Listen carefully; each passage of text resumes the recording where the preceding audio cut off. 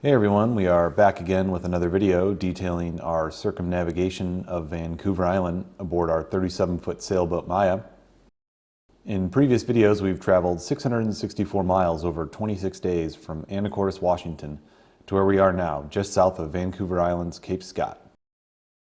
In the last video, we were caught out on the exposed west coast as a major storm system rolled in. A much more potent system is moving in north of us. While we made it safely to an anchorage, it would be several days before we could consider tackling the trip's next hurdle, which was Brooks Peninsula. Brooks Peninsula is a giant rectangular landmass that juts straight out from Vancouver Island almost 7 miles. As far as reputations go, Brooks is on par with Cape Scott in terms of weather and sea conditions. Caution and respect are demanded, and because of this, we were in no hurry to round Brooks. Instead, we spent several days exploring the protected waters north of Brooks while we waited for a good weather window. After 2 big travel days, it was nice to relax a little bit.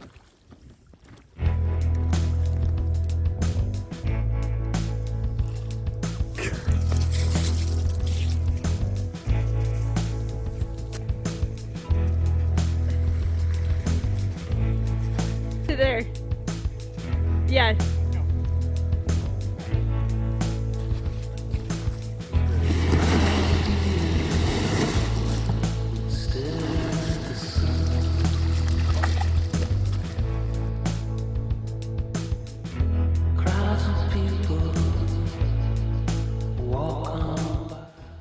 At this point, we left our anchorage to move further inland, but not before we got to experience some stormy open sea conditions. So we are just leaving our anchorage now. We were tucked in behind this little island. We just kind of rode out that gale there, but we are going to go around the corner. We're still waiting for a weather window to pass Brooks Peninsula. So we're just basically going to do some more exploring and just more hanging out, really. We just poked our heads out behind the island, and you can see, I don't know if you can tell from like the horizon line, it's a bunch of swell. A lot of clouds, fog, lots of rain coming. That's the great thing about not being on a time schedule. Like, we can just wait it out for a few days and go when the weather looks good, because going around Cape Scott, we don't want to probably repeat that type of experience. You're cutting it a little too close for us.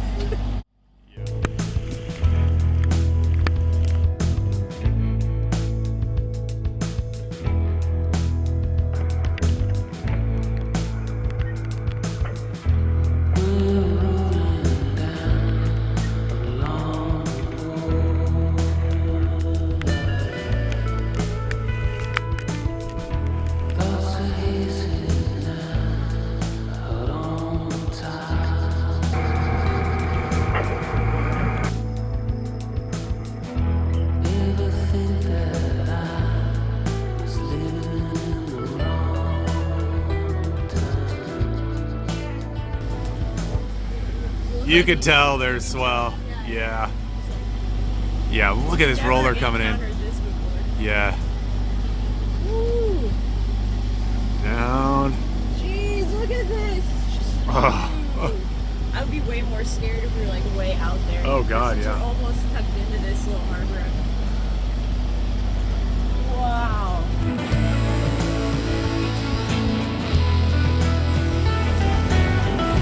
This is a rugged place.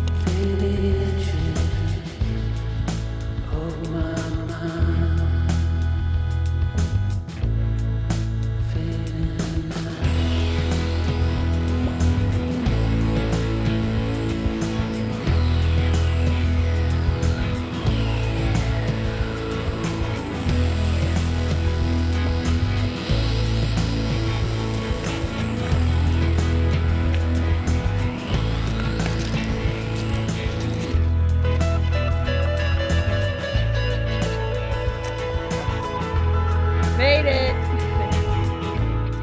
Got some sea beans here. Just discovered that you can eat these, and they're pretty good. Kind of like a mixture between like a cucumber and asparagus, and we've just been frying it up, adding it to like any kind of saute, and it's delicious. This is all sea beans. Oh my gosh, food for days. This is insane. So much food. After a couple of days of relaxing, we saw a good weather window in the forecast. And in light of that fair weather, we moved the boat to Nordstrom Cove. This put us in a better position for rounding Brooks early in the day, before the typical afternoon winds started. So at 4 a.m. the following morning, we left to round Brooks.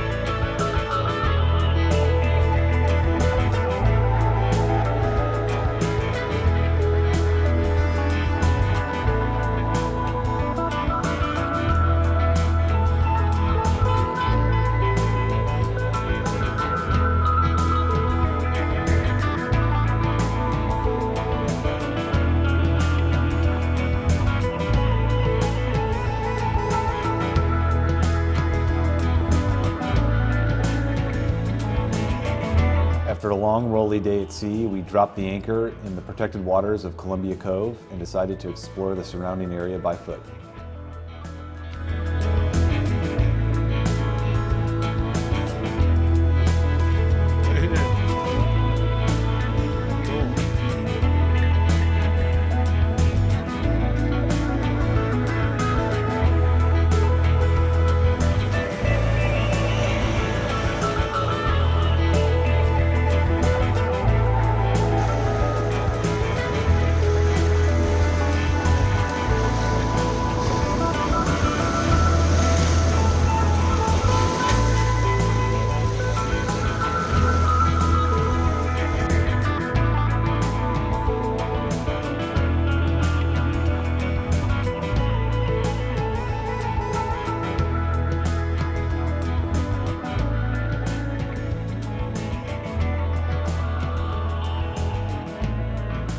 With Cape Scott and Brooks Peninsula now behind us, we were through the trip's two biggest hurdles. We can now relax a little bit and focus on other things. Like fishing. And it was soon clear that the waters were full of fish. We're like, what is that? And it's I think it's a sunfish.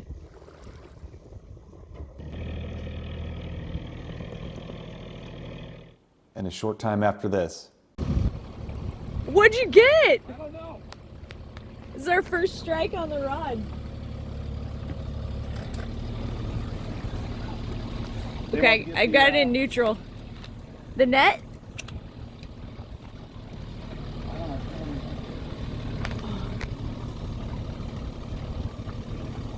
I saw it jump out of the water. It was out there for like 2 minutes. Oh. Yeah, he's still out.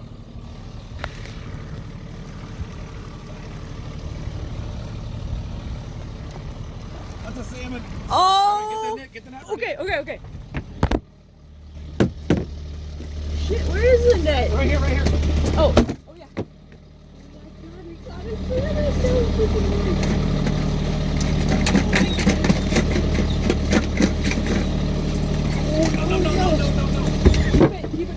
Yep. Okay. Oh.